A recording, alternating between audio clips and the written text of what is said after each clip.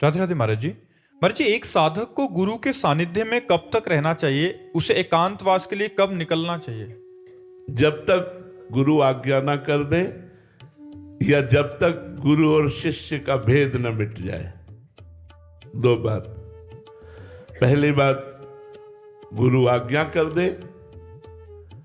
जैसे एक परमहंस जी हमको बिंदौर में मिले थे, बड़े ही दिव्य स्वरूप के। मतलब हमको ऐसा लगा जैसे मुझे भगवान के दर्शन हो गए हो।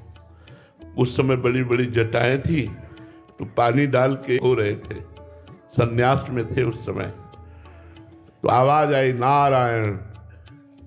आवाज में इतना अमृत भाव डूबा हुआ था, लगा किसी महापुरुष के मुख से निकला हुआ ये वचन है।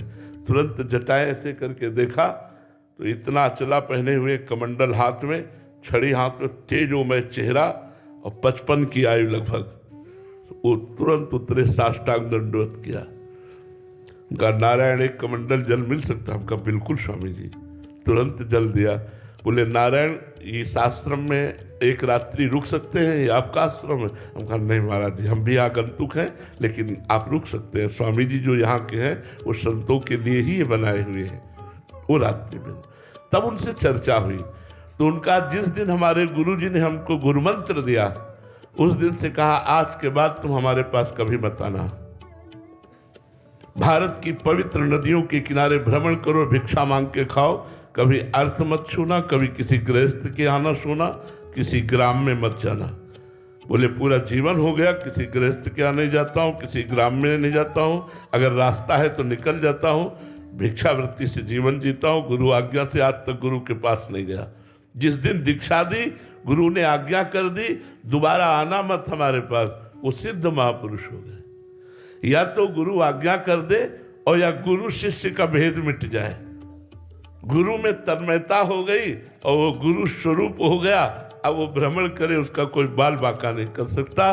दो ही स्थिति में गुरु से अलग हुआ जा सकता है, या गुरु आज्ञा कि आप आज से हमसे नहीं मिलोगे, वैसे ही आनंद, वैसे ही सहर्षता कि यद्यपि भगवान आपसे बिछुड़ने में हमें दुख होगा, लेकिन आपकी आज्ञा पालन करने में हमें सुख होगा। मैं आपकी आज्ञा का पालन करने के लिए कभी आपके सामने नहीं आऊंगा। गुरु आज्ञा का पालन भगवत प्राप्ति कराता है। या फिर गुरु की सेवा करते करते परिपक्व हो गया और गुरु स्वरूप हो गया, अब वो कोई उसमें भेद नहीं रहा, तो फिर वो अधीनता गुरु की जो है उसे उस अवस्था में ले आई कि वो जहाँ रहेगा वो गुरु स्वरूप बनकर रहेगा, गुरु में तन्मय रहेगा। अब वो गुरु आज्ञा के विरुद्ध नहीं जा सकता है। तो गुरु आज्ञा ही सर्वोपरि बात है। अगर गुरु आज्ञा कर दे कि हमसे दूर रहो तो, या गुरु की कृपा से स्थिति प्रज्ञ हो गया तो कोई बात नहीं, फिर कोई बात। महाराज जी, कुछ साधक के मन में ऐसा रहता है कि मंत्र मिल गया है, उपासना मिल गया, चलो अभी तो क्या।